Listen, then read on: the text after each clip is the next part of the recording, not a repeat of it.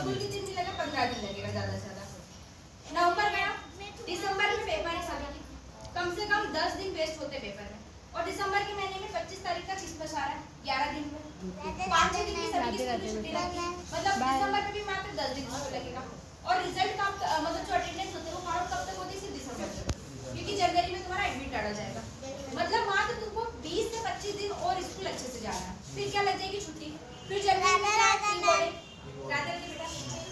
फिर जनवरी में क्या आपका प्री बोर्ड है।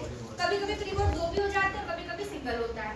खत्म टाइम प्री बोर्ड में। मतलब जनवरी में तुम्हारे पास टाइम है कि तुम बैठ के प्रिपरेशन करो, है नहीं किसी का हो जाएगा काम।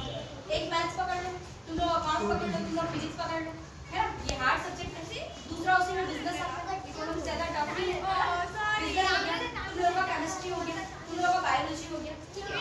ऐसा सब्जेक्ट पकड़ लो कि ये हार्ड सब्जेक्ट को कवर करना है टू डू लिस्ट में। नेक्स्ट आता है प्रैक्टिस। प्रैक्टिस मतलब प्रीवियस ईयर क्वेश्चन या बोल सकते हैं मॉक टेस्ट। अगर मैं तुमको बोलूं 4 साल के पेपर सॉल्व कर लेते हो और अध्ययन में 4 साल के पेपर सॉल्व कर लेते हो तो तुमको पढ़ने की जरूरत नहीं है, तुमको आ जाएंगे डायरेक्ट 80%। मैं कोई अतिशयोक्ति नहीं कर रही, फेक नहीं रही हूँ, क्योंकि हमने भी यही यूज किया, रियलिटी बता रही।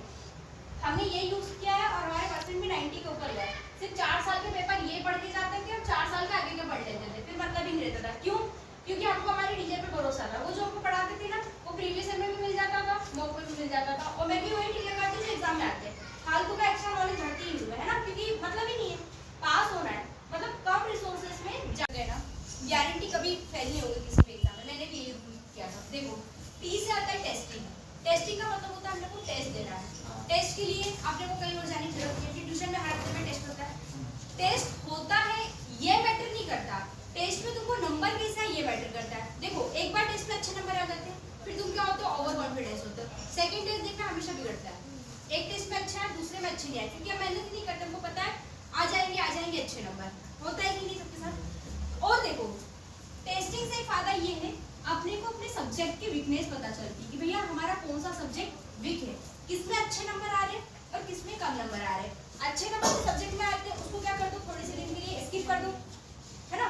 और जिसमें कम नंबर आ रहे हैं उस पर क्या कर दो, ध्यान देना स्टार्ट कर दो। बात करते हैं तुम्हें क्लास की।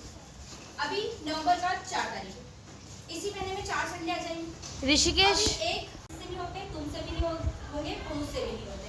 धीरे धीरे जब छुट्टी मिलती है तब करो, और वो स्टार्टिंग से कोई बताता नहीं। और मैंने इसीलिए तुम लोगों को मैसेज डाल दिया था उस दिन जिस दिन छुट्टी लगी थी, कर लो, पर तुम लोग ध्यान ही नहीं देते हो।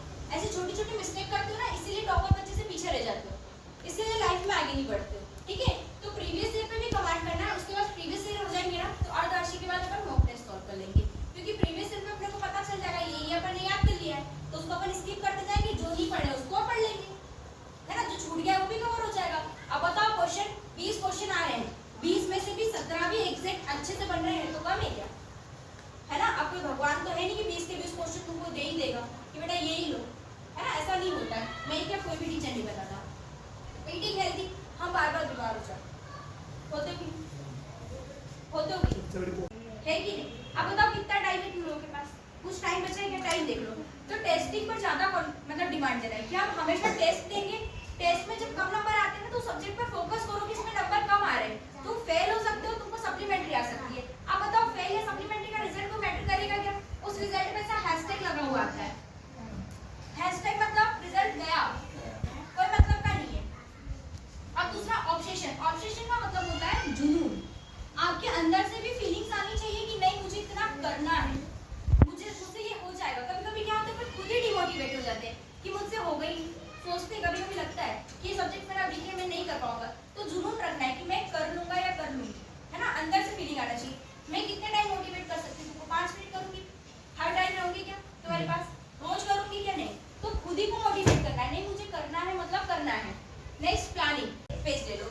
जैसे ही सोने लगो ना तो सोने से पहले एक दिन का रूटीन बना लो कि मुझे ये वाला सब्जेक्ट पढ़ना है, ठीक है। ये हिस्ट्री पढ़ना है, पॉलिटी पढ़ना है, केमिस्ट्री पढ़ना है, इकोनॉमिक्स पढ़ना है ना। क्या करोगे? उस लिस्ट में लिख लोगे, ठीक है। किसके पेरेंट्स